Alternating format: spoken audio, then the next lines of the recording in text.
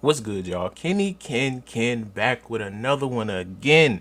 And we finally done wrapped up weekend 2 of the Modern Warfare 3 beta. So let's get into it. Let's talk about some things I did like, some things I didn't like, some things that were a problem for me, some things that weren't a problem for me. And let's just get straight into it. I hope y'all experience was good. I hope y'all experience was good enough to let y'all come to a decision on whether you want to buy this game or, if you don't want to buy it. So let's just get straight into it. So for starters, let's start off with the things I didn't like about the beta, right? Now, I'm not really a guy that likes to be negative or anything like that, but we got to talk about it.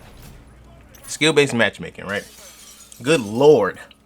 These lobbies were no joke. I mean, like, I felt like I was a part of some sort of auditioning for a CDL challenger team or something. You know what I'm saying? Like, I felt like the lobbies that I was getting in were just straight hell. I even partied up with a couple more people, excuse me, just to see if like the lobbies would be less like hectic or crazy. No, it just intensified it. So from just from the beta looking into the full game, partying up probably ain't the deal. I know people like to run with their boys and you know what I'm saying, you got demons on your side and stuff like that, but partying up, if you usually are a solo player or a free-for-all player, ain't the thing to do. So keep it solo. Packet burst, I really wasn't fucking with the packet burst like that.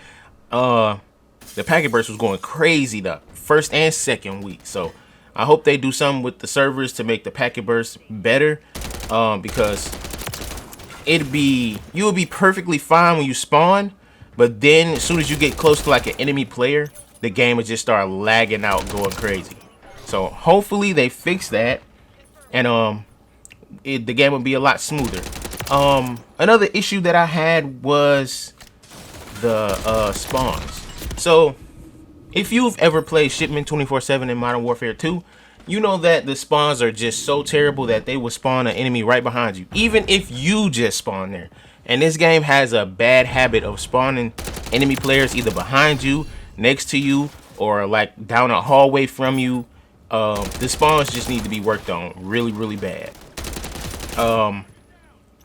I had a bad experience with audio. So it was guys that didn't have the dead silence shoes on. I couldn't hear them running in front of me, behind me, next to me. These are enemy players, but my teammates were absurdly loud. Like I could hear them a mile away. Speaking of hearing things a mile away, can we do something about the Guardian, please? The Guardian audio is so loud that it's practically just a streak to hide gunfire and footsteps. It ain't even used to like deter a lane or anything like that. The Guardian is just OD with the noise.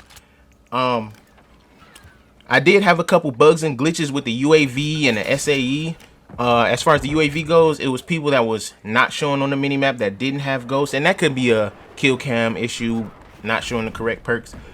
And it was people that did have ghosts and they were showing up on the minimap and they were shooting a suppressed gun. So the UAV was kind of bugged for me. I don't know if that happened to anyone else, but for me, I did have a UAV bug. Now with the SAE is just too slow. It needs to be sped up just a bit more. Like once you put that last mark down, the SAE needs to start just flying in immediately, because the SAE just has too much tail time. It already alerts people that you're using the SAE. I'm sorry. It already alerts people that you're using the SAE, so that gives them ample time to get inside, unless it's just a strictly outside map. And I get it. Some streaks are perform better outside. Some streaks perform better inside, but the SAE needs to be worked on. And that's pretty much all the things that I didn't like. So as far as the things I did like with the beta, I like that they smoothed out the movement. I like how they smoothed out the slide cancel, because it did have a delay in it. Like during week 1, the delay was there, like it was obvious. I also like the scattermine and the ACS for like solo players that play objective games. It gives you that self-sufficient backup that you need just in case your teammates are just trying to go for nukes or high kill streaks.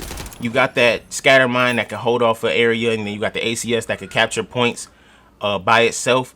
So that's pretty dope. You know what I'm saying? The equipment is dope. The perks, I mean, they cool. I ain't got no gripe with them. I ain't got no bad thing to say about them. Long as they're balanced properly, you know, that's all I hope for. I did like that they gave us Rust and High Rise 24/7 at the end of the beta, cause Estate and Favela became unplayable for me. So, whatever.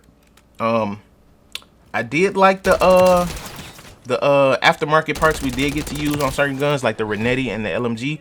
I'm hoping that they give us more guns with personality, because the LMG, it was cool, you know what I'm saying, because it's an LMG, but the little metal flap and the sound that it was making it really stood out as a gun, you know what I'm saying. It really got a personality with that. So I'm hoping that they give us more guns with personalities, and hopefully we don't have to use aftermarket parts to get the personality out of the guns. I'm hoping not all the ARs are just point and shoot. Some have faster velocity, some have slower. You know what I'm saying? I'm hoping that they all come with their own identity and have something special about them.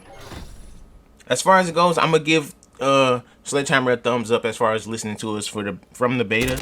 You know, they did make significant changes, not crazy changes, but they did make some significant changes. So I applaud them for that, but I'm gonna keep all of my praises to a minimum, because at the same time it's just a beta and they just trying to get us to buy the game in the first place. So we gonna have to see when the game actually comes out if it's actually worth it. Now, we all know how Vanguard turned out, you know, after the beta. I mean, granted, the beta wasn't really too much to show in Vanguard, so when the game came out, you know, it wasn't really too much at that. But I'm hoping, like how Vanguard had Champions Hill in their beta, this game had Cutthroat. I'm hoping and praying that they support Cutthroat. Please support Cutthroat, please, because Cutthroat is actually kind of fun. Now, I get there's like some type of downside to it because teams can camp, but as long as they find a way to incentivize people to move and fight, it'll be a dope game mode. Now, I hope that they put like a squad rotation with it, with quads and duos, because it already has trios right now if you didn't try it. I'm hoping that they play around with the squad sizes, and hopefully they have their own set of maps, because Estate was kind of too big and Favela was kind of and Skid Row was kind of as well. So I'm hoping they get their own set of maps and they be smaller, and I'm hoping that Cutthroat gets a lot of support. Oh, and let me touch on one thing I didn't like that I forgot. The Jug. I didn't like the Jug because the Jug has a shotgun. Now, I like the fact that it gives off a recon pulse and it has a riot shield on the back, because you can get shot in the back in this game. But I'm hoping that they change the shotgun to something else, because the shotgun just ain't it. Like, you could just get killed from long range with a sniper. Easy. You know what I'm saying? I get it. You could put the riot shield on, but now your back is exposed, and we know that people spawn behind you 24/7 in this game.